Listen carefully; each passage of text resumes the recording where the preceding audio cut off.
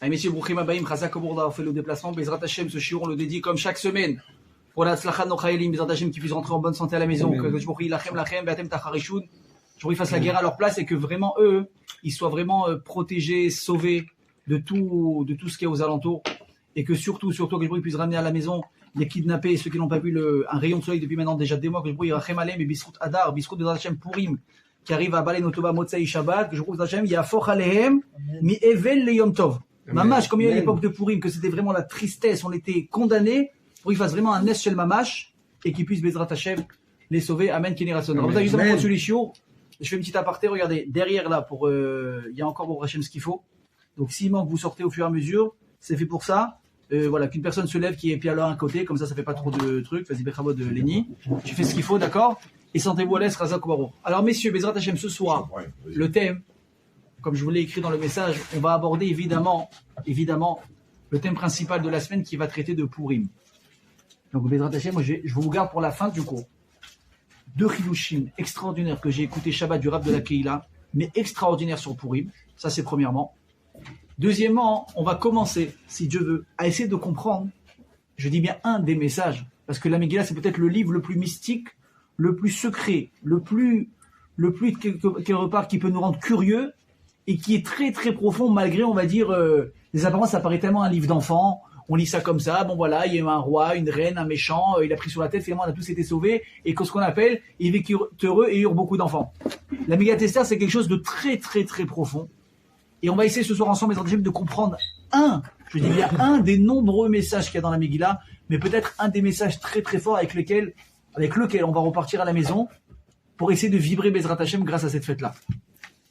Alors, je pense que une des interrogations qu'on a le plus dans nos vies aujourd'hui, c'est quoi? C'est est-ce que je fais ce qu'un jour attend de moi de faire, et est-ce que je suis aujourd'hui dans la bonne direction dans laquelle je devrais me rendre dans la vie de tous les jours pour pouvoir arriver à la vraie destination. Et je pense que cette question aujourd'hui, elle se pose énormément par rapport à quoi? Par rapport au fait où à l'époque les gens, ils vivaient beaucoup plus dans la misère, dans la maladie. Les gens, ils vivaient beaucoup plus mal avant. Les gens n'avaient pas le temps de se poser la question aujourd'hui sur la qualité de vie, où je suis, où je vais, est-ce que je fais c'est bien, est-ce que je fais c'est pas bien. Au Hachem, aujourd'hui, même s'il y a bien sûr il y a encore des difficultés d'argent, il y a encore beaucoup de Edgarim et beaucoup de défis, mais du fait que la vie elle se soit au Hachem améliorée, alors l'être humain aujourd'hui, il a le temps de s'interroger, il a le temps de se poser la question à savoir, mais attends, est-ce que la vie que j'ai aujourd'hui, est-ce que je la vis, est-ce qu'elle est adaptée à moi? Est-ce que je fais ce qu'il faut? Nos parents à l'époque, croyez-moi, je suis certain, ils se posaient pas autant de questions sur la vie. Parce qu'ils n'avaient pas le temps. Ils n'avaient pas le temps. Il fallait gagner la croûte, il fallait remplir le frigo tous les jours. C'était la course contre la montre, et pour la santé, et pour la nourriture, et pour tout. Aujourd'hui, au Hachem, on a un luxe qu'on n'avait pas du tout avant. Rien que vous voyez aujourd'hui le gaspillage qu'on fait aujourd'hui, de ce qu'on mange pas, de ce qu'on achète. Bon, ça, c'est pas grave, on jette. Montre ça à des gens dans la vie, mais qu'est-ce que tu veux que tu jettes? Rien que des restes, tu peux faire un repas.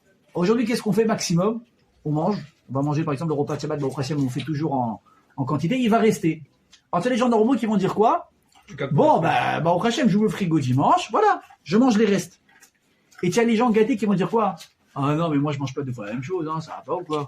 Des restes, moi, manger des restes. Alors, soit parce que sa femme, elle cuisine mal, donc ça, c'est une chose, ou soit c'est parce que le gars, il appelle ce qu'on appelle être méfounak. C'est quoi méfounak? Il fait le gars gâté. Non, moi, j'ai pas de reste. Maintenant, où elle va aller cette nourriture que tu manges pas? Si toi, tu la manges pas un jour, 2 jours, ta femme va dire, moi, j'ai pas de place, elle va jeter à la poubelle. Mais tu as jeté au moins 2 repas. Donc déjà, baltachrit. Mais pourquoi tu te permets de jeter? Parce que Baruch Hashem, tu te dis pas si je jette ça, j'aurai pas de quoi manger ce soir ou j'aurai pas de quoi manger demain. Baruch Hashem, je peux faire un autre repas, je peux aller faire les courses, je peux commander aujourd'hui par Wolt, c'est quoi les trucs de livraison? C'est quoi? Wolt et quoi encore? Uber Eats et compagnie, etc. Bon, Uber Eats, je sais pas si c'est cachère, mais vous avez compris l'idée. Dans l'idée, on se fait livrer facilement Baruch Hashem, en un clic, on a un repas à la maison. Mais ça, c'est le shefa d'aujourd'hui. Ça, c'est la bracha. Mais il faut savoir que la bracha, elle vient aussi des fois avec des petites complications auxquelles il faut faire attention. Quand on a beaucoup moins de soucis dans la tête, l'esprit commence à tourner. Et là, l'esprit tourne. Et quand l'esprit tourne, il se pose des questions. Des fois, des mauvaises questions. Comme par exemple, il dit Razal dans Pirkei Avot, chez Ashiraimum, Mevi l'idée Zima. Batalam, Zima. Une personne qui ne fait rien. Une personne qui ne travaille pas. Une personne qui se lève le matin. D'accord? C'est pas parce que maintenant il a été en arrêt de travail forcé. Et le mec il cherche du travail. Non, le mec c'est un feignant. Et bon, Hachem, soit il a les moyens, soit il est complètement déréglé dans sa tête. Mais en tout cas, le gars il ne travaille pas. Pirkei Avot, il témoigne. Et Chazal, ils disent, Rabota, une personne qui ne fait rien de ses journées, Mévil, des images, il veut venir faire des avérotes avec des femmes.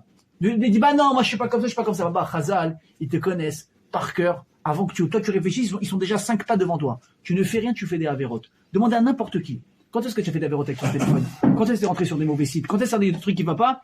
Il va te dire, c'est où quand j'avais pas le moral, et j'étais complètement down, parce que le dickon, la dépression, ça te tire vers le bas, tu dis, bon, au point où j'en suis, j'ai besoin de ça. Ou des fois, c'est quoi? C'est le fait de ne rien faire. Du fait que tu as du temps à tuer, tu cherches quelque chose à t'occuper. Et hop, tu vas tourner sur des trucs comme ça. Mais un mec qui est occupé, mec qui se lève le matin, à 7h, il est occupé. À 7h30, il a la prière. 8h, il doit être au taf. 8h30, il a les enfants à déposer. Il doit récupérer. Et à sa femme, ses enfants.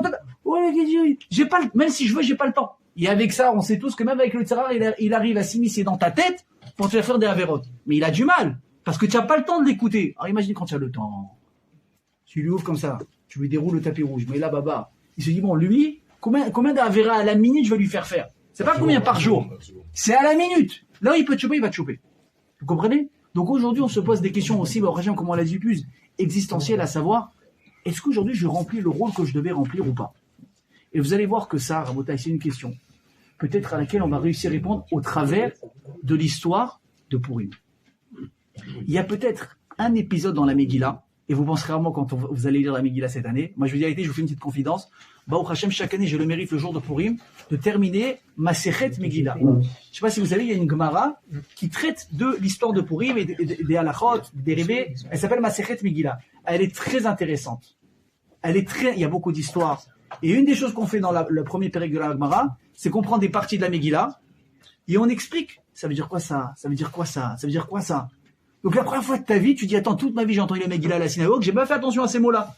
Et là, une fois que tu étudies la Gemara et que tu as découvert des secrets qu'il y avait dans la Megillah, l'année d'après tu viens et tu entends la Megillah à la synagogue, waouh! Là tu entends un mot, tu te rappelles la Gemara, de quelle phrase elle a traité, et tu as un flash, waouh! Là Rachid a dit ça, là la Gemara elle m'a appris ça. Une folie. Et un des épisodes qu'on a dans la Megillah qui est très très très très intéressant, c'est peut-être, je dirais, le tournant principal de l'histoire. C'est quand Esther, elle est demandée par Mordechai d'aller demander clémence au roi pour sauver le Ham Israël. Qu'est-ce qui se passe? On rappelle rapidement l'histoire. On a un roi qui s'appelle Achashverosh, un rachat qui s'appelle Aman Aracha. Ce type, qu'est-ce qu'il décide? Il dit, les bénis Israël, je ne les supporte plus. On va tout détruire. On fracasse. Et il arrive à entourlouper le roi. Enfin, entourlouper, la Gemara dit, c'est même pas entourlouper. Elle m'a dit, vous savez à quoi ça ressemble Aman et Achashverosh? Écoutez bien. Il y avait une personne qui avait un champ et qui avait un tas de terre, il ne savait pas quoi en faire avec. Et le gars d'en face, son voisin, il avait un terrain, mais lui, il avait un trou dans son terrain. Et ils étaient voisins. Le gars qui avait le tas, qu'est-ce qu'il disait? Mais si seulement ce type, il pouvait me débarrasser de ce tas de terre. Et le type, qu'est-ce qu'il dit? Et si seulement le gars, il pouvait me vendre son tas de terre. Mais ils se sont jamais parlé. Et chacun fantasmait sur le truc de l'autre. Et un jour, ils se rencontrent. Et donc, le gars qui a le trou, il dit, tu sais, j'ai un trou, toi, je vois que tu as un tas de terre, est-ce que tu serais prêt à me le vendre? Je l'achète. Le type, il dit, non seulement, j'accepte que tu le prennes, mais gratuitement, rien que débarrasse-moi de ce tas de terre. Et Aman dit que c'est exactement la manière d'Achashverosh. Achashverosh, il avait les bénis dans les pattes, il les supportait pas. Et Aman, il les détestait aussi. Quand Aman, il est venu proposer à Achashverosh le plan machiavélique de détruire les bénis Israël, Achashverosh, qu'est-ce qu'il lui a dit? Mais vas-y, tiens, prends la vaccine, ce que tu veux. Et oui, il a dit même gratuitement, Aman, il était prêt à payer pour ça. Va serrer à la fille qui carque ses feshkol à l'aider au Melacha. Je te paye 10 000 pièces d'argent pur pour te payer pour tout ce deuil. Qu'est-ce qu'il lui dit à Achashverosh? Ni tu me payes, ni quoi que ce soit. Prends-les gratos, juste tu me débarrasses d'eux. Vous imaginez? Et donc, Zéra, le 13 Adar, tous les bénis Israël dans le monde entier vont mourir. Lo alenu velo alechem. Quel est le premier repère auquel on pense? Tout de suite. Il dit à Aman, il dit les bénis Israël suite à la Xéra de Aman. Il dit, mais attends, le dernier recours qu'on a, c'est quoi? Baruch Hashem, on a dans le royaume, la femme du roi, c'est une juive. C'est Esther Amalka. On va lui envoyer un recommandé, Esther, on va tous mourir, fais quelque chose. Maintenant, qui peut plus qu'une femme influer sur son mari? Il n'y a pas, c'est impossible. Alors, il n'y a pas une personne plus adaptée qu'une femme pour avoir de l'influence sur son mari. Par les sentiments, par du chantage, malheureusement. Mais si elle est intelligente avec les sentiments, elle peut l'emmener où elle veut. Soit qu'on dit une femme, si tu es intelligente, elle peut amener son mari où elle veut. Et on dit la même chose à un homme aussi. Un homme qui est intelligent, il peut arriver avec sa femme où il veut. C'est une question de quoi? Est-ce que tu es capable de comprendre la personne que tu as en face de toi? Est-ce qu'entre guillemets, je ne veux pas dire que ça devient maintenant un jeu de manipulation. Non, c'est pas ça. C'est pas j'appuie sur A, ça va faire ça, j'appuie sur B, ça va faire ça. C'est quand tu comprends le nefesh de la personne, quand tu comprends son âme, ce qui la dérange, ce qui lui plaît, et que tu arrives à lui donner ce qu'elle a besoin. Alors en retour, quand tu vas être toi demandeur, elle va te dire mais pourquoi lui refuser si alors que lui il me comble de tout. Vous avez c'est pas je la manipule. Non, c'est comme une personne qui se sent comblée, il n'a pas un problème de te donner. Une personne par contre qui est en manque, prenez par exemple une personne, bon prochain on va parler un peu d'argent. C'est pas du tout le but du cours, mais je fais une petite parenthèse. Une personne qui a de l'argent. Quelle va être la différence entre une personne qui veut donner et une personne qui ne veut pas donner? Évidemment qu'il y a un radin. Le radin, pourquoi est-ce que le mec il veut pas donner? Le mec il a 1 milliard, pourquoi il veut pas donner? Parce que dans sa tête il se dit mais si je donne, je vais perdre, je vais être en manque de quelque chose. Dans sa tête il a toujours soif de plus. Il se sent pas comblé même s'il est milliardaire. Mais une personne a sa mère Bechelko, comme il dit Razal, Ezeu Achir, à sa mère Bechelko. Mais là, sa mère Bechelko, c'est pas que je sais que je suis au max. Vada, je peux toujours avoir plus. L'agma dit, Yeshtomane Rotse Mataim. Ça, c'est humain. Tu as 1, tu veux 2. Tu peux toujours faire plus. Mais il dit, mais, prochaine, ce que j'ai avec ce que j'ai déjà, ça répond tellement à mes besoins primaires et même un peu plus que ça me suffit. Baruch Hashem.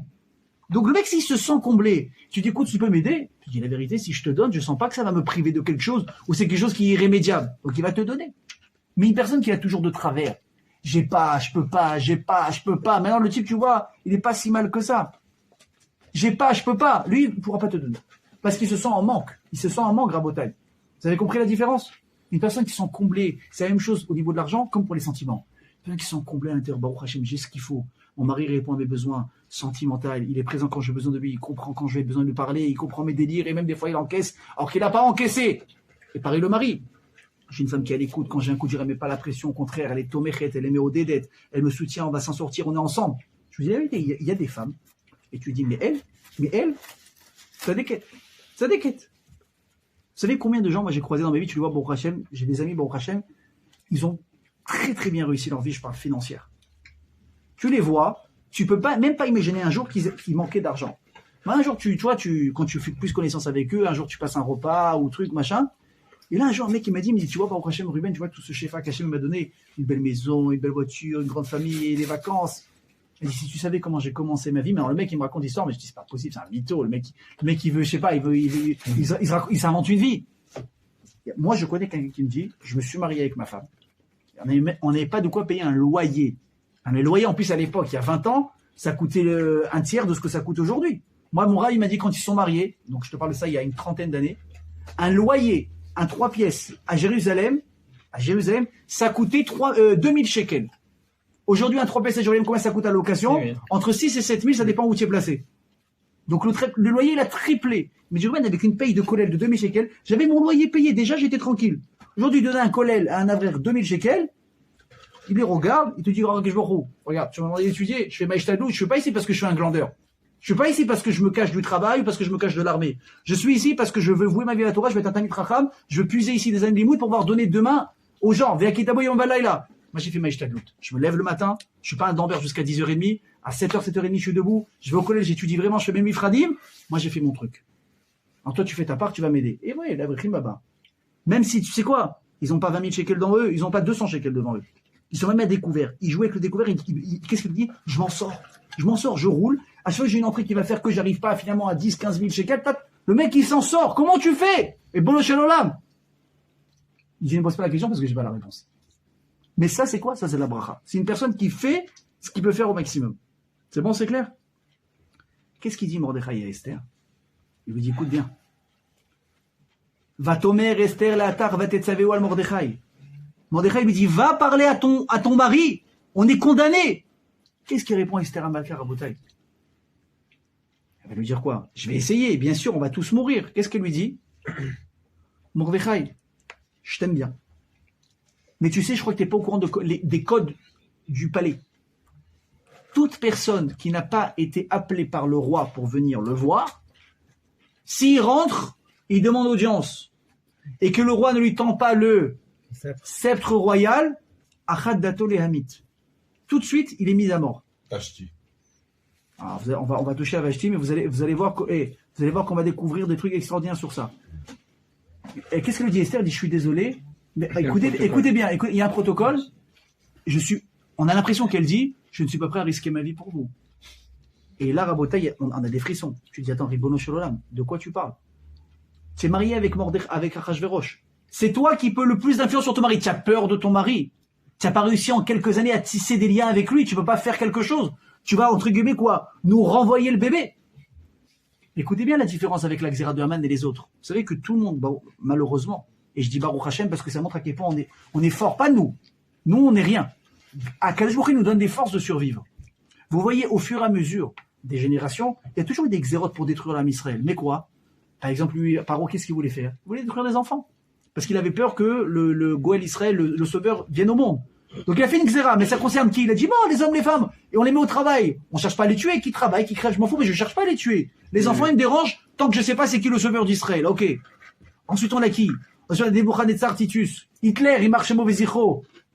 Même si eux, ils voulaient détruire peut-être l'âme Israël, mais même Hitler, il savait que ça allait prendre des années. Faut conquérir, faut envoyer des soldats, faut essayer de trouver, il faut faire une rafle, il faut les envoyer quelque part, il faut cacher l'histoire. Ça prend du temps. Aman, il marchait mauvais zéro. Qu'est-ce qu'il a fait? Il a eu l'idée la plus terrible de l'histoire. Je vais détruire tout le monde en un jour. Mais comment? Tu n'as pas la bombe atomique? Comment tu fais ça? C'est pas possible. Voilà, Macron, il a ouvert sa bouche, Poutine, il lui a fait un rappel, à l'ordre, ça a calmé tout le monde. Et ça aussi, ça prend pas un jour. Parce qu'il va avoir une riposte. Aman, comment il fait pour détruire tout le monde? Aman, il te dit, mais mon baba, il n'y a pas de problème. Moi aussi, j'ai le sceau du roi, qui me dit, tu fais ce que tu veux avec le sceau du roi. Et Achashverosh, il gouvernait sur 127 provinces. Elle dit l'Agma que 127 provinces, mais redoublé à couche, ça veut dire le monde entier. Et il n'y a eu que 3 rois dans l'histoire qui ont régné sur le monde entier. Un des 3, c'est Achashverosh. Ah, mais d'accord, maintenant on va envoyer des soldats. Aman, il dit, moi, je n'ai pas besoin de soldats. Je sors un communiqué qui est signé par le roi, que tous les habitants de chaque ville et de chaque pays à travers le monde ont l'obligation de monter chez leurs voisins juifs où il y a été Souza, de prendre un couteau et de tuer chaque juif que tu vas voir dans la rue. En un jour, tu as touché le monde entier. Alors, il n'y a plus de Ham Israël. Est-ce que vous imaginez la Xerara qu'il y a? Jamais tu as vu ça. Cyril, jamais ça a existé. Aujourd'hui, Est-ce que tu imagines la peur? La peur, Benjamin, tu entends un truc comme ça. T'as peur? Aujourd'hui, ce qu'il y a eu le 7 octobre, malheureusement, c'est à peu près la même chose. Attends, mais ça, tu as vu, ça a touché, malheureusement, chaque vie n'a pas de prix. Mais ça a touché une infime partie du Ham Israël dans le monde. Là, je te parle du monde entier, en Afrique, aux États-Unis, en France, en Belgique. Bon, la liste elle est longue, vous avez compris. Non, j'ai pas compris. Qu'est-ce qu'on va essayer de faire, Mechila? Je vais t'amener. Mais qu'est-ce qu'on va essayer de faire? Qu'est-ce qu'on va essayer de faire? On va essayer de faire tout en sorte. De faire tout en sorte de quoi? Que quoi? Que on va être tout en position pour essayer d'annuler ce décret. Et qu'est-ce qu'elle dit Esther? Ah, mais tu comprends. Puisqu'il y a une règle royale, je ne peux pas m'y opposer. Mais tu ne comprends pas ce qui est en jeu. Donc déjà, Esther, on ne la comprend pas.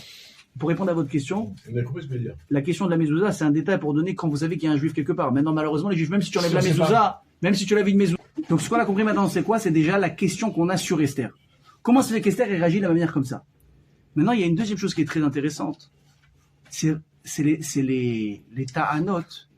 Qu'est-ce que Mordechai va servir à Esther pour la pousser justement à arriver là-bas? Qu'est-ce qu'il lui dit? Il lui dit, quand Esther lui dit non mais je peux pas aller là-bas, qu'est-ce que lui dit Mordechai? Je cite. Il lui dit Umiyodea imle et kazot igat la malchut. Mais qui te dit que c'est pas uniquement pour ce moment-là que tu es arrivé à la royauté? La première chose qui va nous interpeller, c'est attends Mordechai Yehudi, qu'est-ce que tu es en train de faire? Tu es en train d'essayer de convaincre une personne, enfin du moins tu essayes, de convaincre une personne qui veut pas risquer sa vie. Et qu'est-ce que tu lui dis? Tu sais, je peux rien te garantir, mais si ça se trouve, peut-être que c'est pour ça que. Mais c'est pas comme ça que je vais convaincre quelqu'un. Imagine demain tu vas voir un rave, un grand rave, ok? Un rave qui, Baruch Hashem, est capable de répondre à des questions qui nous dépassent à nous. Et tu raves, je la fais l'affaire ou je la fais pas? Je sais pas, c'est risqué, il y a des risques, je vais gagner, je vais perdre. Qu'est-ce que c'est donc le rave, ils te disent?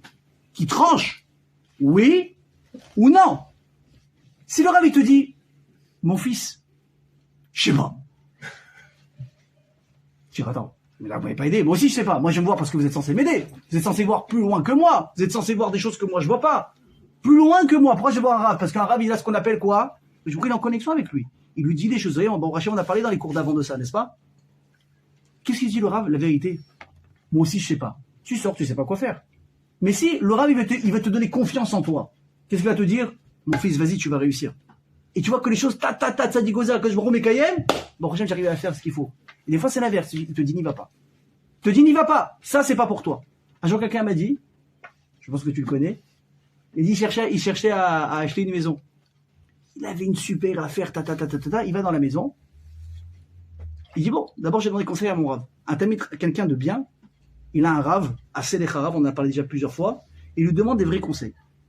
Il lui dira, voilà, on m'a proposé comme ça un appartement, j'ai l'argent pour l'acheter, est-ce que je signe? Le Rav, il lui a dit, je vois pas ton mazal là-bas. Je vois pas ton mazal là-bas. Ne signe pas. Alors, il avait l'air belle. Il n'a pas signé. Maintenant, il a besoin d'un appartement, le gars. Comment je fais pas? Quelques temps après, il a trouvé un autre appartement, il a appelé le Rav, il a dit, ici, tu signes.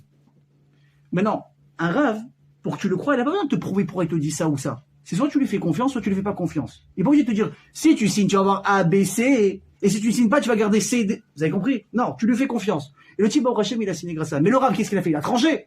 Donc si Esther, elle a peur, elle dit à Mordechai, mais je sais pas quoi faire parce que, qu'est-ce qu'on attend de Mordechai? T'en fais pas, tu vas pour la Misraël, mais si on te dépêche, tu vas réussir dans ta mission. Qu'est-ce que lui dit Mordechai? Umi Odea, Imle et Kazot Igat la Malchut. Et qui sait peut-être que. Moi, je vois ça, je dis, bon, là, il y a un discours de sourd. Il y en a qui tremble, l'autre qui est pas sûr de lui, et on essaie d'avancer quelque part. Rabotai, évidemment que la question ici, elle va être, et c'est ça le point. On parle pas entre un mari qui pousse quelqu'un à faire quelque chose et une femme qui veut pas parce qu'elle a peur.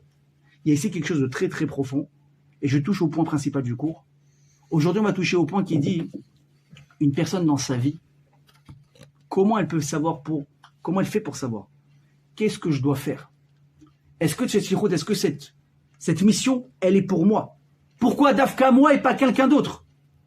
Et qu'est-ce que je fais quand les choses ont l'air compliquées? Je laisse tomber, je m'entête. Vous allez voir comment on va réussir à répondre à tout ça. Déjà, Rabotai, pour vous montrer que toute l'histoire de Purim, qu'elle n'a pas été mise au hasard, et que chaque personne a un moment et une place précise qu'Hachem lui a préparée, on voit que Esther, rien que le fait qu'Esther ait été nommée reine, c'était une chachelette, c'était une suite de miracles extraordinaires. On a l'impression que ça s'est fait comme ça. Écoutez bien ce que je vous dis. Quand vous regardez la Megillah, la Gemara parle de ça aussi. Vayhi achara devarim ha'ele. On dit après ces choses-là, Gidel HaMelech Achashverosh et Haman. Qu'est-ce qu'il a fait après certaines choses qui se sont passées? Achashverosh, il a fait passer au pouvoir Haman. Et moi, je dis, c'est quoi achara devarim ha'ele? Qu'est-ce qui s'est passé? C'est quoi ce? Et moi, je dis, Akash Baruch Hu, Ekdim Refoua la Maka. Hachem, d'abord, il a préparé la guérison. Et après, il a envoyé la Maka, le coup. Qu'est-ce qu'il a fait Hachem? Hachem, il a fait deux choses. Hachem, il a fait faire nommer Esther en tant que reine. Et il a fait en sorte que Mordechai Yehudi va trouver grâce aux yeux de Achashverosh. Quelqu'un sait ce qui s'est passé pour ça? Qu'est-ce qui s'est passé? Avec les espions. Un jour, Mordechai, il était à côté de la porte du palais. Parce qu'il venait à chaque fois prendre des nouvelles de Esther. Et il entend deux personnes qui parlaient le Toursim. C'est une langue morte aujourd'hui. Et eux, ils étaient certains que personne comprenait leur langue. Comment Mordechai les a compris? Parce que Mordechai faisait partie du Sanhédrin, il parlait les 70 langues. Donc il comprenait toutes les langues du monde. Et qu'est-ce qu'il entend parler les deux? Il dit, on va empoisonner le roi. Pour quelle raison? On va pas rentrer dans les détails maintenant, c'est un peu long. On va empoisonner le roi. Mordechai, il entend ça. Il va faire tout de suite dire à Esther de prévenir le roi, ce soir on va t'empoisonner. Esther, qu'est-ce qu'elle fait? Elle fait dire au nom de Mordechai, va taguer d'Esther, Beshem Mordechai. Achashverosh, il dit, ah bon, c'est vrai? On lui amène à boire, il prend la boisson, il la donne à un chien, le chien il a bu, il est mort. Tout de suite, il a vérifié c'était qui était Achaï ce soir-là de sa garde, il a pris les deux, il les a mis à mort. Et comme ça, Achashverosh, il est resté vivant. Grâce à qui? À Mordechai. La Gemara dit, qu'est-ce qu'il a fait à Achashverosh? Il a marqué dans le Sefer HaZichrot, dans le livre des souvenirs, que Mordechai Yehudi a sauvé la vie du roi grâce au fait qu'il a mis en garde qu'on a essayé de l'empoisonner. Et il a consigné ça.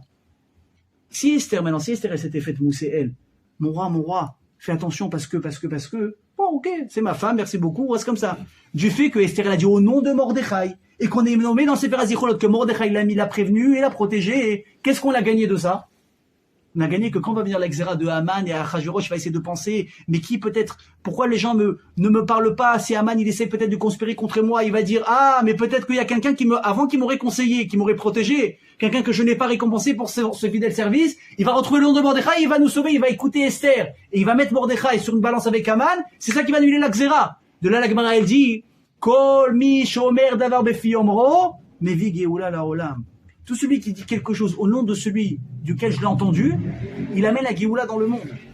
La preuve, c'est quoi? C'est que si Esther avait voulu se faire mousser devant Achashverosh et qu'elle avait gardé le scoop de lui sauver la vie en son propre nom, sans citer Mordechai, la Géoula de Purim, elle ne serait jamais arrivée. Maintenant, comment ça s'est arrivé tout ça? Pourquoi est-ce que Esther, elle est venue au pouvoir? Écoutez bien ce que je vous dis. Parce que Vashti est morte, n'est-ce pas? Comment Vashti est morte? Alors là, tout le monde va me dire, on connaît l'histoire. Vashti, elle a été appelée par le roi, elle n'a pas voulu venir, et le roi, il l'a mise à mort. En Bretagne, c'est aussi simple que ça. J'ai une question à vous poser. Et tout le monde sait que Mored Bemalchut, Chayav Mita. Une personne qui quoi? Une personne qui manque de respect à la royauté, il est passible de mort. Ok? Si le roi, il décide et dit, faites amener ma femme. Dans quelles conditions, on le sait, il a dit qu'elle vienne nue, comme ça tout le monde va voir sa beauté, etc. C'est un ordre. Que tu le veuilles ou pas, il n'y a pas. Si Vashti, elle refuse, elle est passible de mort. Donc ça, c'est très simple. Mais qu'est-ce qu'il fait Achashverosh? Il doit faire un conseil Yabul. Qu'est-ce qu'on fait avec Vashti? Qu'est-ce qu'on fait avec Vashti? Mored de Mita, tout le monde le sait. C'est loi internationale, chez les juifs comme chez les non-juifs. Pourquoi Achashverosh doit prendre conseil? Qu'est-ce qu'on fait? Et j'ai besoin des conseils de Haman. Qu'est-ce qui se passe? Écoutez le chidouche extraordinaire. Déjà, il faut savoir une chose, que le Mishneh d'Achashverosh, il était fait d'une manière très particulière. Quelle était la spécificité de ce festin? Il s'arrêtait pas. Il dit Ve'asheti achadat en on es la'asot kirtzon ish va'ish. Il a dit on va rentrer dans une salle, on va faire un festin, on va sortir du temps. On va être au-dessus de toutes les règles qui existent. Ça veut dire quoi? Il dit tout celui qui va venir s'associer au Mishneh, au festin de Achashverosh, il ne sera, écoutez bien ce que je vous dis, soumis à aucune loi. Ce que vous voulez, c'est ce que moi je veux. Vous voulez manger? Mangez. Vous voulez pas manger? Vous voulez pas m'écouter? Vous m'écoutez pas. À écart de faire ce que vous voulez. C'est, imagine la débandade, mais puissance infinie. Puissance, tu fais ce que tu veux, tu seras jamais punissable de quoi que ce soit. C'est de la folie. D'ailleurs, vous savez que c'est une raison pour laquelle, quand vous voyez la Megillah, vous étudiez aussi la Gemara là-dessus, la Gemara, elle explique toutes les choses extraordinaires qu'il y avait au Mishneh. Des lits en or, de l'argent, des pierres précieuses, rien que le décor. Il y a un truc qui n'est pas cité. Il n'y avait pas d'orchestre. Il n'y avait pas d'orchestre. Pourquoi il n'y a pas d'orchestre? Alors moi, tu vas dans n'importe quelle soirée, dans n'importe quel dîner, il y a de la musique. Pourquoi? Écoutez bien le chidouche. Parce que même mettre de la musique quelque part, ça veut dire forcer quelqu'un à écouter quelque chose. Et si moi j'aime pas la musique classique, je veux du jazz. Et si moi j'aime pas du jazz, je veux du pop. Et si moi je veux du chassidique. Donc quelque part, il y aura peut-être un d'entre eux ici qui va souffrir de quelque chose. Je ne mets rien qui va faire que quelqu'un va être dérangé. Pas de musique. Chacun fait ce qu'il veut. Tu viens avec tes AirPods et tu écoutes la musique que tu veux. Imaginez jusqu'où c'est allé. Donc si on continue ce raisonnement, écoutez bien jusqu'où ça va. Achashverosh, il demande à Vashti de venir. Vashti, qu'est-ce qu'elle fait? Elle refuse. Mais elle a le droit de refuser. Elle a le droit de refuser. Donc Achashverosh, maintenant, il est très très embêté. Parce qu'il a été blessé dans sa mort propre. Il ne peut rien faire. Elle a l'immunité diplomatique. Et là, j'ai besoin d'un conseil. J'ai besoin d'un conseil.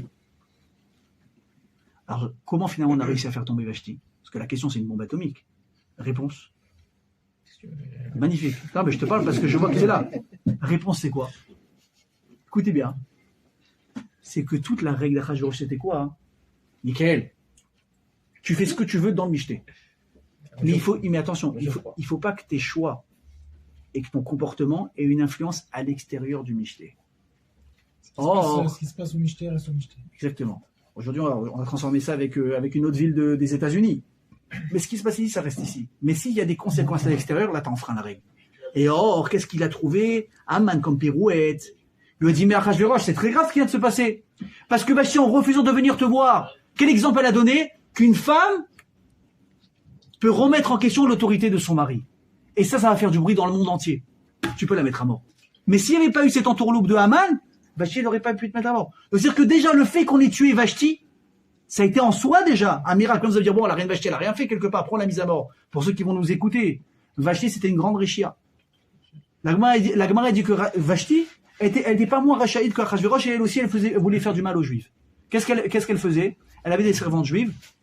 Qu'est-ce qu'elle faisait? Elle faisait travailler exprès pendant Shabbat, et nue. Pas de pudeur, pas de respect de soi. Et c'est pour ça que qu'est-ce qu'il a demandé à Achashverosh de faire? Tu viens nu. La Gemara dit quoi? La Gemara dit que quand Achashverosh finalement il va se remettre de sa colère, Sacharit Vashti, Vetacher Asata, Vetacher Nigzar Alea. La Gemara dit c'est quoi Asata? Asata, ce qu'elle a fait, que quoi, qu'elle a refusé de venir nue chez le roi. Et pourquoi? Nigzar Alea. Pourquoi Nigzar Alea ça? Parce que c'est elle faisait ça aux Juifs. Midak avec Midak, tout de suite elle l'a pris. Donc déjà ça c'est un S en soi. C'est pour ça qu'Esther a pu prendre sa règle, mais sa place. Maintenant écoutez le deuxième chidouche, comment il est grand. Comment Esther elle a été choisie? Vous savez combien de temps il y a eu entre la mort de Vashti et la nomination de Esther au pouvoir? Combien de temps? Quelqu'un peut me dire? Combien? Un an. 6 mois? Non, ça c'est le nombre de temps où les femmes elles restaient dans les enceintes. Hein? 4 ans. Vashti elle est morte la 3e année du royaume d'Achashverosh, et Esther elle a été prise la 7e année. 4. Alors est-ce que maintenant vous pensez entre nous? Qu'est-ce qui s'est passé depuis le moment où Vashti elle est Nifteret? On a donné un conseil au roi. On va faire un appel de toutes les filles vierges du royaume. Celle qui va trouver grâce à tes yeux, on la prend comme reine. Est-ce que vous pensez que pendant 4 ans, Achashverosh il a fait vœu de chasteté? Et que d'un coup il a trouvé Esther, il a dit c'est bon, c'est elle. Rabotaï, il a passé tout le royaume a été violé par Achashverosh, il faut comprendre. Et qu'est-ce qui s'est passé au bout de 4 ans, il a trouvé quelqu'un? Bikla la Gemara dit qu'il y a un Mandamar qui dit quoi? Que Esther elle était pas belle. Les marloquettes, est-ce que Esther elle était belle ou elle était pas belle? La Gemara dit Esther elle était magnifique, c'est une des plus belles femmes du monde. Il y a un des qui dit Esther elle était pas belle. Yera Groket Aïta, elle avait le teint un peu verdâtre, elle était pas jolie. Attends mais baba, tu me dis qu'il y a un roi qui règne sur le monde, il a toutes les femmes qu'il veut. Il va prendre une femme qui a le teint vert. Et là qu'est-ce qu'elle dit la Gemara? Esther elle était pas jolie. Il a fait un lien de reine, de grâce entre elles. Béné Kol Roya, tout celui qui voyait Esther, il a trouvé belle. Est-ce que vous imaginez la dimension du délire? Donc elle était belle. Hein? Donc elle devenait belle, donc elle était belle. Elle donnait l'impression d'être belle. Mais en fait, quand tu la voyais de manière à toi, tu ne devais pas être époustouflé, tu dis attends, moi, quand tu regardes. Vous avez pas vu un jour cette. Vous avez pas vu cette photo comment envoyer? Tu vois il y avait une photo qui tournait sur WhatsApp, tu vois une femme. Mais non, on dit toutes les femmes sont belles. Il y a des femmes qui sont très belles, des fois, c'est un petit peu à discuter, une question de goût et de couleur. Mais mec, tu la vois, tu dis, c'est pas possible, elle a de la barbe.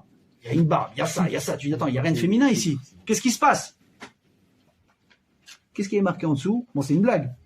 Tu vois que tu es beau, ça s'adresse à n'importe quelle personne qui voit la photo. Tu n'es juste pas né à la bonne période. Parce que cette personne, en 1800, je sais pas quoi, c'était la plus belle femme de son royaume. Donc, qu'est-ce qui a marqué? Tout le monde est beau. Vous êtes juste né à la mauvaise période. Esther, c'était un miracle. Rien que le fait, on a dit qu'elle ait accédé à la malchoute pour tuer Vashti, c'était un miracle. Elle a été choisie. Une femme religieuse. T'imagines ou pas? Tu la prends de Bnei Brak, tu l'as amenée à la femme du président des États-Unis. Tu dis, mais comment on a fait ça? C'est pas possible. Chalchelet de miracle. Rabotaï, si maintenant on comprend ce qui s'est passé pour que déjà Esther, elle atteigne le pouvoir, quand on a besoin de toi, pour accéder à Achashverosh pour lui parler, tu te rends pas compte que rien que le fait que tu sois là, c'est un miracle en soi? C'est énorme! Comment maintenant tu vas refuser ta shlichut, mais tu comprends pas que tu as été faite pour ça? Et Esther, elle se débine. Alors, Rabotai, je vais être obligé un peu de faire court parce que, comme je vous ai promis, il y a des chidushim aussi à la fin du cours. Et je vais essayer d'être concis. Esther, Rabotai, elle a des ta'anot, elle a des arguments très forts à Mordechai. Elle lui dit, il y a 2 raisons pour lesquelles je ne peux pas le faire. Une logique et une de Hirat Shamayim. La logique, c'est quoi? La logique, c'est que je ne peux pas risquer ma vie. Si je vais là-bas et que je me fais tuer, qu'est-ce que tu vas gagner? Oui ou non? Et le but, c'est que je parle au roi. C'est que j'arrive à l'amadouer. Mais si je rentre et je te dis que la règle, c'est quoi? Celui qui rentre qui n'a pas le cep tendu, qu'est-ce qu'il fait? On le zigouille. Qu'est-ce que tu vas gagner? Je pourrais même pas parler. Donc déjà, logique, c'est pas logique. Qu'est-ce qu'il lui dit? Ça fait déjà 30 jours qu'il m'a pas appelé. Maintenant, c'est ça, je suis sa femme, même s'il a plein de comment on appelle ça? Piléguèche, comment on dit? De concubines. C'est moi sa préférée. Il va m'appeler. Donc, attends qu'il m'appelle. Je vais venir. Elle est bonne, sa question. Son truc. C'est la logique. La logique, ça c'est logique. Il m'a pas appelé, attends qu'il m'appelle. Parce que si je rentre, je meurs, on n'a rien gagné. Et deuxième chose du Ratchamim, c'est quoi? Il lui a dit, Esther à Mordechai, écoutez bien ce que je vous dis, quand une personne, on lui demande pourquoi tu ne veux pas faire telle et telle chose, et qu'il va vous répondre, il y a toujours ce qu'il dit et ce qu'il ne vous dit pas. Il y a ce qu'il va vous dire, mais la vraie des fois raison secrète, il la garde cachée. Soit parce qu'il en a honte, soit parce qu'il ne veut pas vous le dire, pour des raisons qui le regardent à lui. Et elle va lui dire, Esther, avant le Mordechai, je ne peux pas aller voir le roi. Pourquoi? Il dit, parce que jusqu'à maintenant, en tant que juif, quand le roi il m'appelait, on sait très bien que Dieu n'a pas le droit d'avoir une relation conjugale avec un non-juif. À chaque fois que j'allais là-bas, j'étais ce qu'on appelle honnête, j'avais pas le choix. C'est comme un viol, j'ai pas le choix. Si je vais pas, je me fais tuer, qu'est-ce que je fasse? Je suis obligé, j'ai pas le choix. Donc, quelque part, elle n'a pas d'avérote sur la tête. Mais si, entre guillemets, c'est moi qui me jette dans la gueule du loup, je vais le voir, qu'est-ce que tu crois qu'il va se passer quand il va me voir? Il va me désirer. Mais c'est moi qui ai déclenché cette avéra. Et ça, je suis pas prêt. Hirat Shamayim, je suis pas prêt à faire ça. Et qu'est-ce qu'elle va lui répondre finalement Esther à la fin?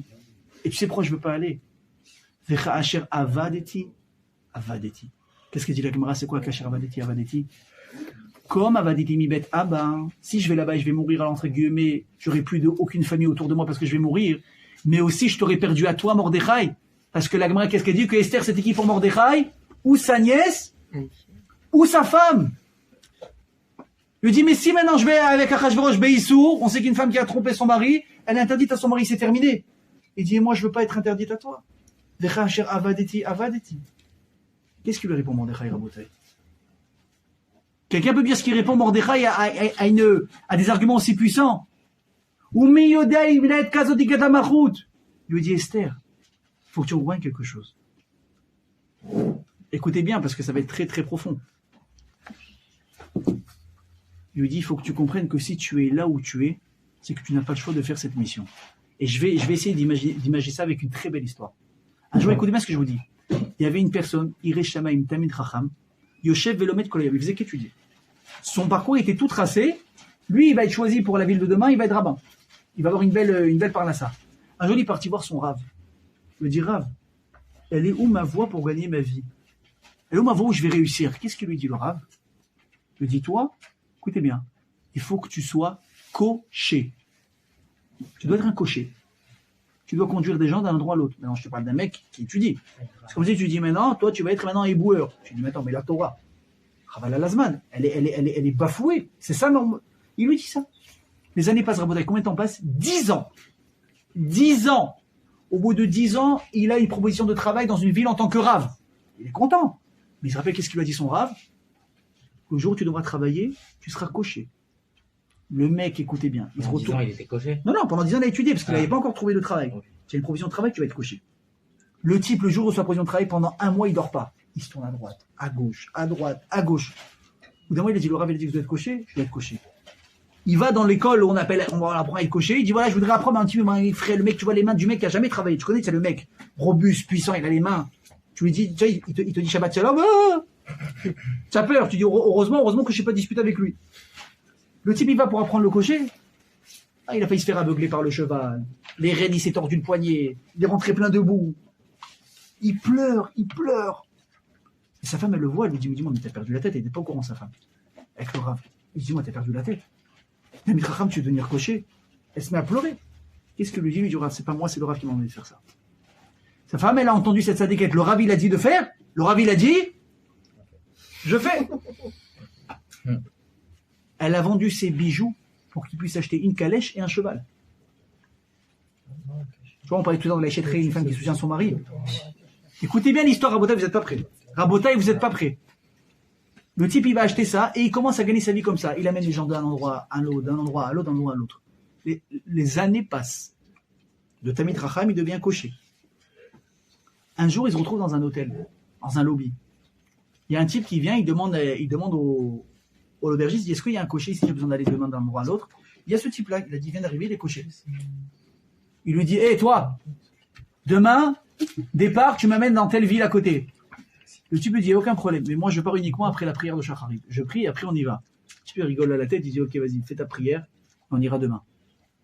Pendant la nuit, la chambre du cocher et la chambre de ce type-là, elles étaient mitoyennes.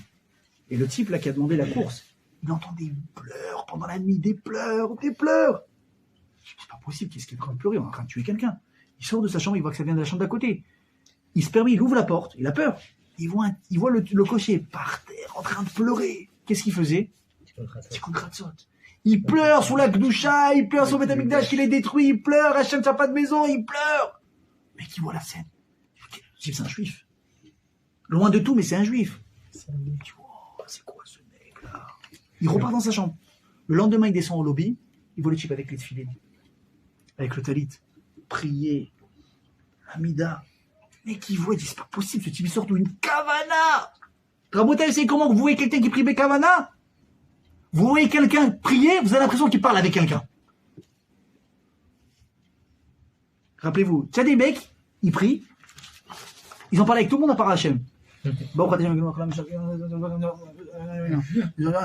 c'est le mec qui est en train de prier, un livre, il lui donne. C'est fou. Ça a parlé, mais pas avec la bonne personne. Comment tu vois quelqu'un qui est concentré, qui prie, qui est connecté avec Hachem, quand tu vois qu'il prie, tu te dis, c'est pas possible, ce type, il parle à quelqu'un que je vois pas. Ça, il prie avec quelqu'un que je vois. Le type, il ne voit pas prier. Il lâche pas Hachem. Le mec, il tremble, il dit, mais c'est qui ce type? Il finit là, Hamida, le type, il a dit quand il a vu, il s'est rappelé, lui, de ce qu'il avait avant. Il avait une femme, il avait des enfants, il faisait Torah au mitzvot. C'est quoi son histoire à lui? Il a tout laissé tomber pour aller gagner de l'argent. Il a laissé sa femme, il a laissé ses enfants, il a laissé toute la Torah. Il a vu ce type, il a eu pleuré, il a eu des regrets, il a dit, je t'en supplie, fais-moi faire tchouba. Comment on fait pour faire tchouba? Ce que tu as fait là maintenant, c'est ma rentrée intérieure, ça m'a bouleversé. Qu'est-ce qu'il lui dit, lui, le cocher? Il lui dit, écoute, moi, je sais pas, je n'ai pas l'habitude de faire du kirou et tout, viens, je vais t'amener chez mon rave. Il l'amène chez son rave. Quand son rave, il a vu le type, il lui dit, Rabbi, maintenant tu peux arrêter d'être cocher, tu peux aller accepter la mission que tu as d'aller de rave là-bas dans une autre ville. Vous avez compris? Il a dit, Mordechai à Esther, quelle a été la question de Esther? Il lui dit, mais pourquoi? Pourquoi tu veux que j'aille là-bas? Qu'est-ce qu'il lui répond, Mordechai? C'était quoi la vraie question de Esther? Mordechai, je veux comprendre, c'est quoi les Gilgulim dans ce monde? Je veux comprendre pourquoi cette mission, elle m'incombe à moi. Pourquoi moi? Pourquoi maintenant? Pourquoi aujourd'hui? Pourquoi? Qu'est-ce qu'il lui répond, Mordechai? Umi Yodea. Il dit, tu comprends pas qu'il y a des questions auxquelles on n'a pas de réponse sûre. Il y a des choses qui nous dépassent. Mais attention, le lama ne veut pas bloquer le ma. Ça veut dire quoi? Le pourquoi. Pourquoi je dois faire ci? Pourquoi je dois faire ça? Ça ne doit pas te bloquer dans qu'est-ce que je dois faire. Tu dois le faire, fais-le. Mais pourquoi je comprends pas? Pourquoi il y a des gens, bon, Rachim, il travaille en bas de la maison, le mec, il a le salaire qu'il faut pour vivre, et t'as le gars qui doit voyager 2 fois par mois, 2 fois s'absenter 2 mois de chez lui, et traverser le monde ici, et passer comme ça, finir des journées à 21h, puis il y en a un qui finit à 17h, il a de quoi vivre, il peut même faire, lui et une autre famille. Mais pourquoi? Rabota a une mission de la vie, vous savez comment ça s'appelle? Un goral. C'est quoi un goral? Comme un tirage au sort. Hachem, il t'a tiré, entre guillemets, il t'a tiré au sort, pour que toi, Dan, tu remplisses cette mission. Il faut que tu comprennes quelque chose. Que autant d'y aller, ça s'appelle accomplir ta mission. Mais autant d'éviter une mission, ça s'appelle quoi? Ruiner le projet de ta vie. Vous imaginez? Sur qu'il y a des choses que tu vas faire, tu vas te planter. Tu vas monter une société, elle va couler. Je vous mets à l'aise. Tu vas faire une affaire avec quelqu'un, elle va couler. Tu vas essayer de monter quelque chose, de faire un projet, ça va pas marcher. Mais ça faisait partie de ton projet, tu dois faire ça. Mais pourquoi? Ne pose pas la question. Ou miyodea, on sait pas. Aval quoi? Imle et kazot igat la malchut, il dit Mordechai. Il dit, mais Esther, comprends bien, tu me poses une question qui est très bonne. Pourquoi toi? Pourquoi maintenant? Je peux pas te garantir pourquoi. Mais une chose est sûre. Si tu es là à ce moment-là, c'est que c'est ta mission. Comment tu es arrivé au pouvoir? C'était pas imaginable. Si tu es là maintenant, c'est que c'est ton rôle à toi et que ça compte qu'à toi de le faire. Et si tu ne le fais pas, alors tu as perdu la raison de ta mission dans ta vie. Qu'est-ce qu'il lui dit? C'est possible que tout ce que tu as vécu jusqu'à aujourd'hui, c'était juste pour ce moment-là. Rabota, imagine le moussard qui sort de ça. Sur que tu as une vie entière des fois, qui peut tourner autour de quoi? Une action. D'un moment dans ta vie. Un moment dans ta vie, des fois, c'est quoi? C'est ça que tu es venu réparer. Un moment. Mais comment tu vas être prêt à épouser ce moment? La Gemara a dit que des fois les Tanaïm parlaient entre eux. Ils disaient, quelle est la mitzvah que ton père à toi fait le mieux? Maintenant ça, quand tu écoutes la discussion, c'est pas possible. Ça c'est des copains d'école qui parlent entre eux. Chacun, tu vois, fait un peu Shabbat, un peu cache-route, un peu ci. Donc chacun compare qu'est-ce que moi je fais, qu'est-ce que toi tu fais pas. Là on parle de Tanaïm, Baba. Les Tanaïm ils font tout. Donc ça veut dire qu'est-ce qu'il fait mieux? Il fait tout. Et là-bas, il dit que je me retrouve, chaque personne que je voyais dans ce monde, elle a un truc à réparer.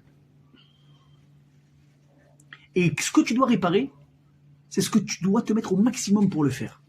Donc la question c'est qu'est-ce que tu fais de mieux, sous-entendu, où est-ce que lui il a une facilité ou une difficulté à réparer quelque chose. Et je vais vous donner un très grand message ce soir.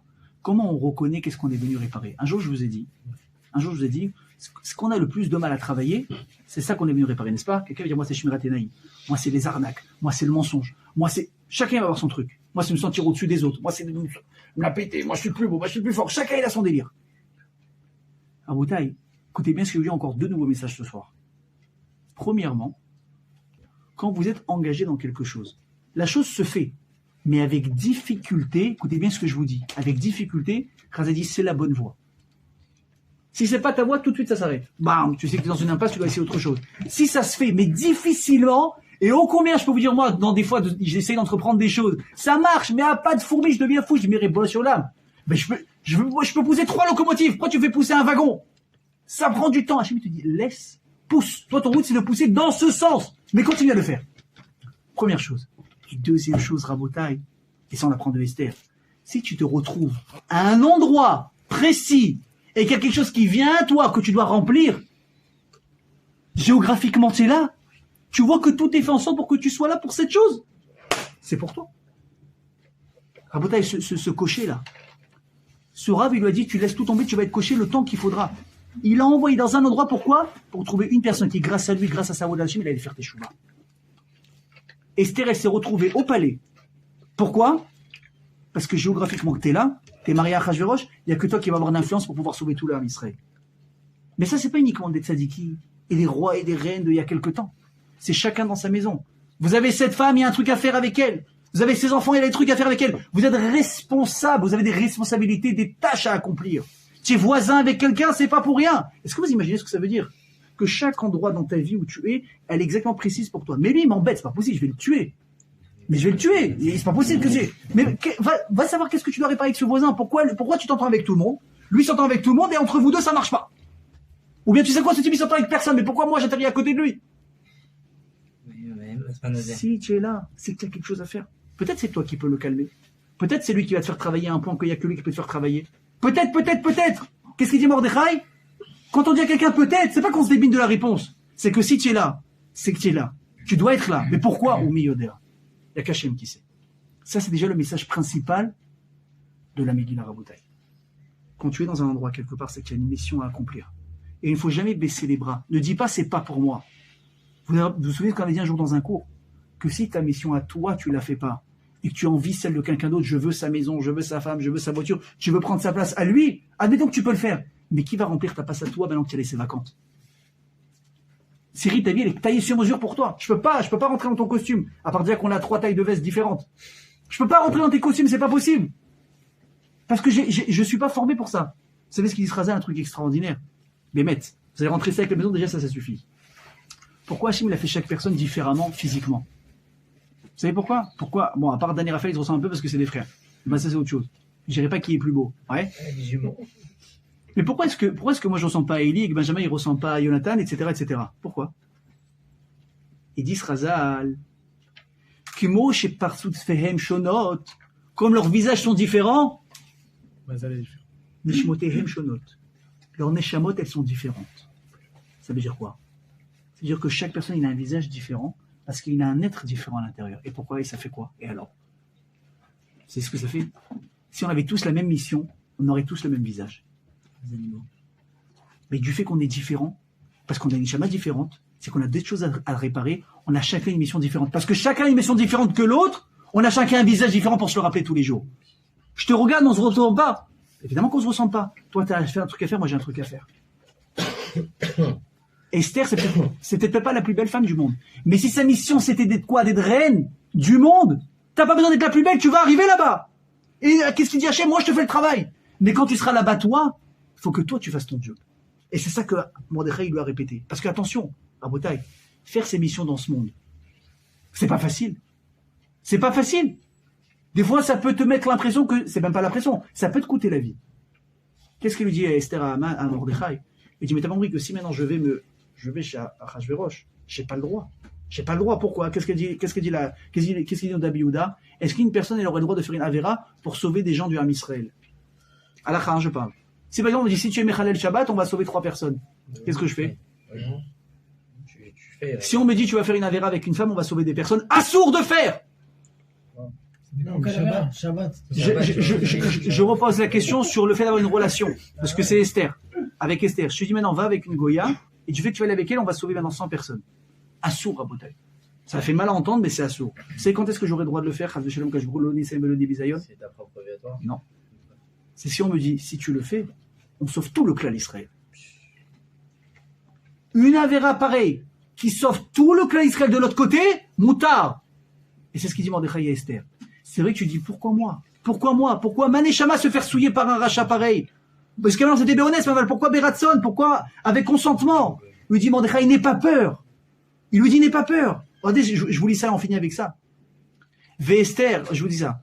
Gouf dinze, sheye mutar le shetish li znot birtson kedei latzil nefashot, eno Torah. Une femme mariée qui veut dire je vais faire znot avec un autre homme pour sauver des gens du cas Israël, eno Torah. C'est pas ça, c'est faux.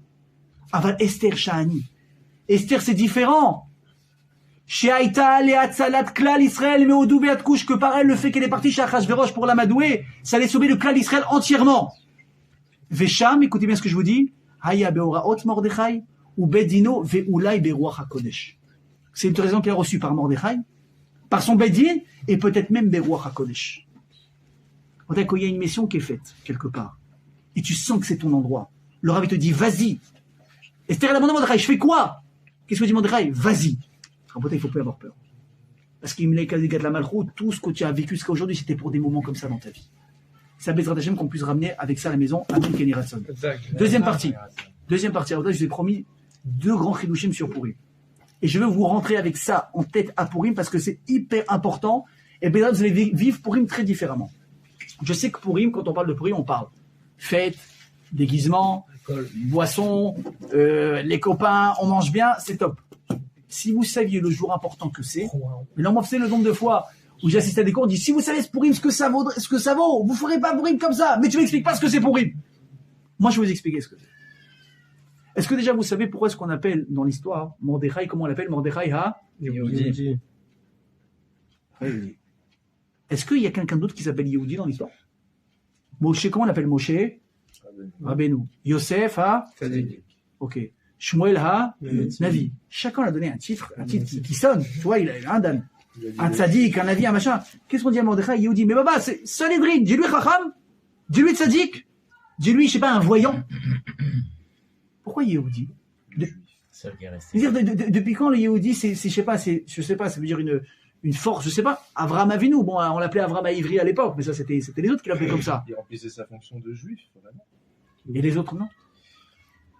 Les Chachamim de l'époque. Avec Mordechai, il y a un accomplissement. Ouais, écoute. Oui, je t'écoute. Peut-être qu'il a un Mohamed Ben Israël, même Mashaya. Ah, tu vas voir. Tu vois pourquoi? Alors écoute bien ce que tu viens de dire. Pourquoi est-ce qu'on appelle Mordechai Yehudi? Pour répondre à la question, je passe, Rabotai, au deuxième chidouche. Purim, nous dit Chazal, que quand on va venir le Bet Mashiach, Adid, les Idbatel Kol Achagim, Chutz mi Purim. Toutes les fêtes à Vin Mashiach, elles vont s'annuler, à part Purim. Pesach, Deoraita. Shavuot, Deoraita. Sukkot, Deoraita, ça saute. Une fête des Rabbanan, Chachamim qui l'ont instituée, ça reste. Non, Hanouka aussi, ça va bouger. Hanouka, c'est pas Purim. Moi, je te cite. Purim, c'est la chose qui va rester. Comme par exemple les Teilim, vous savez quand on dit que les Teilim vont être effacés, enfin, on va dire, à part un, ok? Mismor les Toda. Ça, c'est un truc qui bougera jamais. Rabotai, qu'est-ce qu'il a de Purim spécial? Il a dit le Rav à la synagogue Shabbat, Rav Uri, une bombe atomique. Il a dit, tu prends Purim, Rachetevot, Pesach, Vav, Vesukot, Resh, Rosh Hashanah, Yud, Yom Kippourim, même Matan Torah. Purim englobe toutes les fêtes de l'histoire juive. Bon, ça c'est beau, c'est une gamatria, on l'a fait. Maintenant, on va aller plus loin. Pourquoi? Quel rapport? Et qu'est-ce qu'il dit la Gemara? Yom Kippourim, écoutez bien ce que je vous dis. Kippourim. Yom Kippourim, c'est quoi? Comme Purim. C'est pas Purim. Ça se rapproche de, mais même Yom Kippour n'arrive pas au niveau de quoi? De Purim. Qu'est-ce qui se passe à Purim? savez qu'est-ce qui se passait à Yom Kippour, à Botaï? Yom Kippour, quel était le moment le plus critique de Kippour? Quand le Kohen Gadol, il rentrait, on a fait un shiur là-dessus. Il faisait les kétoret. Comment il faisait les kétoret, vous savez? Vous savez comment il faisait les kétoret? C'était très compliqué. Il y avait 12.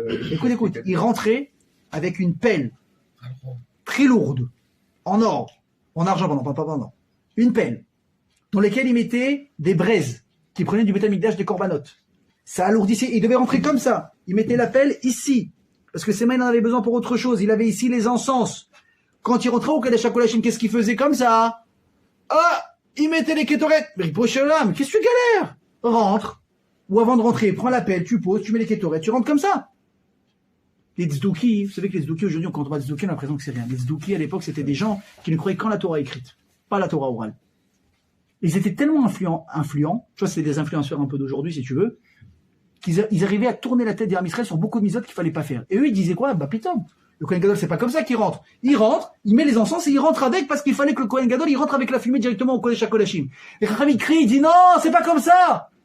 Ça change quoi? Comme ça ou comme ça, il rentre, il le met avant, il le met après, tu as rentré, tu as fait les kétorettes. Rabotaï, le message, il est énorme. Quand tu vas inviter quelqu'un chez toi, de très important, qu'est-ce qui va se passer déjà 2 jours après? Ta femme, dans le meilleur des cas, elle dort pas. 2 jours avant. Oui, minimum 2 jours avant. 2 jours avant. En général, toi aussi, tu dors pas. Parce que si elle dort pas, tu dors pas. Si elle est stressée, tu vas te stresser 3 fois plus parce qu'elle va te stresser. Il va venir, il faut que tout soit nickel, t'as acheté les nouveaux sets de verre, t'as acheté la table. Imagine, tu reçois vraiment quelqu'un de trachou. Elle va cuisiner pendant 1 semaine, elle va commander des trucs. Malachatz, attends qu'il arrive, et tu commences à cuisiner. Putain, t'es malade ou quoi? Il faut que quand le mec il vient, quoi, tout soit prêt. Ça se fait pas de cuisiner devant lui, je peux pas faire ça. Il va voir les trucs sales et tout. En général, quand il arrive, elle est déjà maquillée nickel, la cuisine elle est nickel. Maintenant, tu vois, elle a payé 10 esclaves. Et son mari, c'est 9 enfants. Ouais. Il n'y en a pas un qui sort tant que ça brille pas. Maintenant, elle paraît que tout est nickel. Mais pourquoi? Parce que ça se fait pas, je fais pas ma popote devant lui. Il faut que quand il vient, lui, tout soit nickel. Aval, quand est-ce qu'une personne va pouvoir préparer un repas pour quelqu'un sans aucun problème devant lui? Quand c'est quelqu'un qui est très très très proche de toi. Quand un mari rentre du travail, évidemment qu'il préfère trouver déjà le repas tout prêt. Mais s'ils sont rentrés ensemble, il n'y a pas eu le temps. Ah ben, dire chérie, bouge pas, je te prépare un repas. Il la voit éplucher les patates. Il la voit, tac, tac, tac, la vaisselle qui commence à monter. Pourquoi on se sent pas mal à l'aise? Parce que c'est une proximité tellement grande qu'il n'y a pas de gêne. Tu me vois faire comment je fais les choses. Les Chachamim, ils criaient. Ils disaient, Vadaï, Kohen Gadol, c'est comme ça qu'il fait au Beth Amikdash. D'abord, il rentre avec les braises brûlantes. Les encens ne sont pas encore posés. Et devant Hachem, quelque part, il va faire le maassé de quoi? De faire les kétorets, de préparer devant lui. Pourquoi? On est tellement proche avec Akadosh Baruch Hu. On est comme un mari et une femme. On se gêne pas l'un envers l'autre. Rabotai, si ça, c'est Yom Kippourim. La Gemara dit, si Yom Kippourim, on l'a prouvé au monde entier. Que Bnei Israël et Akadosh Baruch Hu, c'est comme un mari et une femme, la proximité qu'on a avec lui. Kippour, c'est presque comme Pourim. La proximité qu'on a avec Akadosh Baruch Hu ce jour-là. Elle est encore plus grande que Yom Kippour. Sauf que là, il n'y a pas besoin de jeûner. On jeûne avant, mais pas le jour de Pourim. Zécher le jeûne que Esther elle avait fait, etc. On jeûne pas. On mange, on boit, on se déguise, on est heureux, on se fait des cadeaux. Mais le principal rabotaï, c'est quoi? Ne passez pas à côté de l'essentiel. Pourim, ça englobe toutes les fêtes. C'est plus fort que toutes les fêtes. C'est plus fort que Yom Kippour. Parce que ce jour-là, ici, à Keshbarou, Kol HaMoshit Yad, Notimlo. Tout celui qui tend sa main. C'est quoi quelqu'un qui tend la main? Quelqu'un, il est 2 mains d'heure. Quelqu'un qui dit, donnez-moi une pièce. D'ailleurs, c'est pour ça qu'on dit que le jour de Pourim Rabotai, c'est très important. Kol HaMoshit Yad, Notimlo. Vous passez dans la rue. Vous voyez des gens, tzedaka, gmar, ta. Préparez le coup. Ceux qui ont beaucoup de moyens, préparez les billets. La couleur, je vous laisse la choisir. Ceux tu me dis, écoute, moi, je peux pas distribuer des billets à tous ceux que je vais croiser. Tu prépares des pièces. Il y a aucun, mais attention. Kol HaMoshit Yad, Notimlo. Même un shekel. Donne-lui un shekel. Un shekel, tu lui donnes, mais tu as donné. Je vois, il te dit, si toi, tu donnes à celui qui te tend la main, toi, tu vas tendre la main le jour de Pourim, ce que tu demandes, Kimat Batouar chez tes kabel. Presque sûr que tu vas recevoir. Rabotaï, ça, c'est que à Pourim. Et je vous donne encore un conseil. Une fois, moi, je vous donne des anagotes que moi, je fais. C'est peut-être des fois difficile à faire, mais ça vaut le coup. Quand on sait qu'il y a des moments comme ça, inratables et uniques dans l'année qui arrive, il faut être préparé. Il faut être intelligent. Tu veux faire des bonnes choses à Pourim, n'attends pas la dernière minute pour dire « Ah, mais j'ai pas eu le temps ». Par exemple, Pourim, ça, c'est 24 heures, n'est-ce pas? Cette année, ça commence Motsai Shabbat, et ça va durer jusqu'à dimanche soir. Alors, la journée, c'est très compliqué de faire beaucoup de choses. On se lève, Tfila, Megillah, Tu rentres à la maison, tu te déguises, tu te prépares, ta femme avait écouté les Megillah, toi tu gardes les gosses, compagnie. Tu déguises les enfants, Mishloach parle à ta droite, Mishloach parle à ta gauche, tu as attendu pour le Mishté, tu commences à boire, la journée elle est passée. Ça fait mincha, j'espère pour vous. Rabotai, la force des Teilim. La force des Teilim, on en a parlé une fois dans un cours, c'est directement relié au Kisei HaKavod, au trône céleste. Essayez de lire des Teilim à Purim. Vous voulez des Yeshuot, vous voulez le mariage, la Parnassa, le Shalom Bayit, vous voulez enfin sortir de certaines galères, donnez de vous-même. Ah, mais j'ai pas le temps le jour de Purim, Rabotai, Motzei Shabbat, vous allez rentrer de la synagogue. Maximum, j'ai entendu toutes les synagogues, ils ont dit la même chose. On attend Motzei Shabbat qui sort vers 6h15, 6h20, une petite demi-heure après, Mikra de Megillah, à 8h, à tout casser, vous êtes à la maison. À 8h, vous avez dormi 3 heures Shabbat après-midi. Qu'est-ce que tu fais à 8h? Rabotai, je vous donne un conseil. Asseyez-vous, lisez des Teilim. Je vous en supplie, rendez-vous service à vous-même. Lisez des Teilim le soir de Purim, Moutar, des soirs comme Purim, c'est autorisé. Et vous allez déchirer les cieux. Tu as Kosh Baruch Hu. Je suis pas un tzaddik. Je suis pas un tzaddik, je connais pas grand chose. Je fais simplement, je répète comme un perroquet ce que le Rav a dit dans le cours. Je lis des Teilim. Voilà. Et quoi, que je tends la main, tu dois me donner. Voilà, je te demande s'il te plaît. J'ai pas l'habitude de faire. Mais ce soir, c'est pour lui. Je me le Shalom Bayit. Aide-moi à ce que moi je comprenne mieux ma femme. Et qu'elle me comprenne mieux. Que je puisse être à l'écoute de mes enfants. Que je puisse travailler peu, gagner beaucoup. Donne-moi plus de Hatzlacha dans les Torah. Laisse-moi te montrer que je peux m'approcher de toi. Mais juste donne-moi au moins l'opportunité de te prouver les choses. Je vous en prie, ne passez pas pour à boire, à rigoler. C'est un moment qui ne reviendra pas. Ça dure 24 heures, c'est une course contre la montre. Purim, c'est plus fort que Yom Kippour, le jour du Kodesh HaKodashim, une fois dans l'année. Bezrat Hashem, qu'on soit conscient de ça. Que Bezrat Hashem, on aura grâce à cette prise de conscience, qu'est-ce que ça représente Purim. Des Yeshuot, et que Bezrat Hashem, que je vous envoie la Gelo Shlema, Amen, Kenye Ratzon.